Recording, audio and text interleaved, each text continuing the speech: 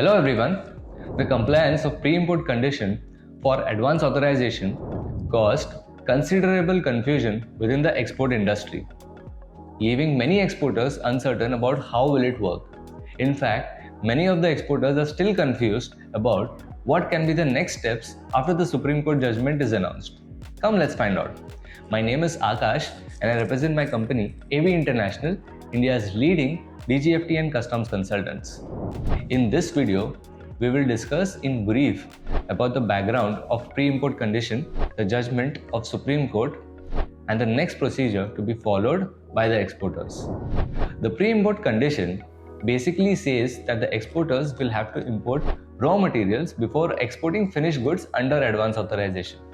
Let's understand the background of pre-import conditions quickly.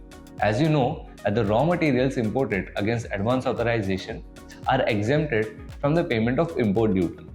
And after introduction of GST, the government notified through a notification dated 13th October 2017 that the imports against advance authorization are exempted from the payment of IGST 2 if pre-import condition is met. That's how the pre-import condition came into being. Necessary amendments were made in various provisions of the foreign trade policy to incorporate this new pre-import conditions through notification number 33/2015-2020. The government notified that if the pre-import conditions are not met, then the IGST corresponding to the particular import shipment will not be waived off and has to be paid by the exporter. However, many of the exporters were unclear of the scope and feasibility of the pre-import conditions because waiting to use those imported raw materials till the exportation of final goods took place was time consuming and could involve a huge working capital requirement. The export orders would not wait that long, and hence they ignored the pre-import conditions on the grounds of impracticality and continued taking the advance authorization benefits. The department started sending inquiries to these exporters who didn't comply with the pre-import condition, and that's when these exporters filed a writ petition with the Gujarat High Court. The Gujarat High Court passed a verdict in favor of these exporters and withdrew the pre-import condition. Aggrieved by the decision of Gujarat High Court, the government appealed to the Supreme Court. And in the meanwhile, on 10th January 2019, the government removed the pre-import condition from advance authorization altogether through notification number 1/2019. But the question here is, what about the time span between 13th October 2017 and 10th January 2019, during which the pre-import condition remained strongly in effect? Was the decision to discontinue the pre-import condition retrospective?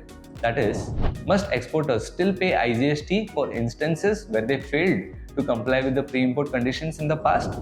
If yes, what will be the procedure to pay the IGST amount? Will input tax credit be available? Will interest be levied over the IGST amount? These questions can be answered if we study the Supreme Court verdict closely. In the verdict, the Supreme Court clearly decided that the decision of the government to discontinue pre-import condition will not have any retrospective effect, and the exporters who failed to comply with the pre-import condition between 13th October 2017 to 10th January 2019 will have to pay the corresponding IGST and compensation cess along with applicable interest. Will input tax credit be allowed?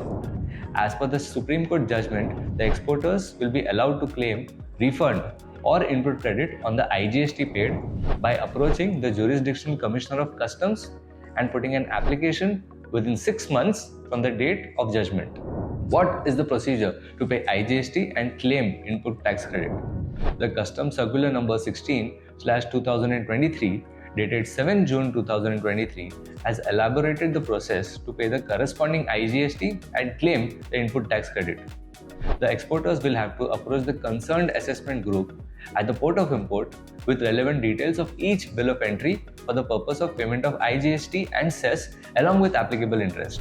The assessment group at port of import shall cancel the out of charge granted on these bill of entries earlier and indicate reason in the remarks section. The bill of entries shall be reassessed so as to charge IGST and cess in accordance with the judgment. The payment of IGST and cess along with interest shall be made against the electronic challan generated on the customs EDI system. On completion of the payment, port of import shall make a notional out of charge for the bill of entries on the customs EDI system so that the information can be transmitted to the GSTN including the amount and the date of payment. The procedure can be applied to a bill of entry only once. Once the bill of entry is assessed, the input tax credit will be available subject to the conditions of the CGST Act 2017. Now for the last question.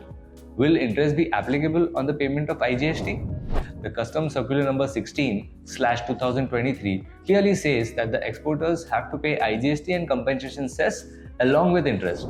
So yes, applicable interest has to be paid here. In case any person chooses to pay tax and not interest, based on this circular, officials at the port of import will not reassess the bill of entries and consequently the data would not be transmitted to the GSTN. This would mean that input tax credit would not be reflected in GSTR 2B and the person would not be eligible to avail input tax credit and refund. Finally, how can we help you here? We at AB International are India's leading DGFT customs consultants. We are advanced license specialists and can help you with the closure of the pending cases concerning pre-import conditions. And not only this, but we can also help you in issuing fresh new advanced licenses and compliance of the same. To know more about our company, please visit our website www.aviigroup.in. If you find our content informative, then please like, share and subscribe to our YouTube channel. It will get us motivated and to make more such content. Thank you and happy exporting.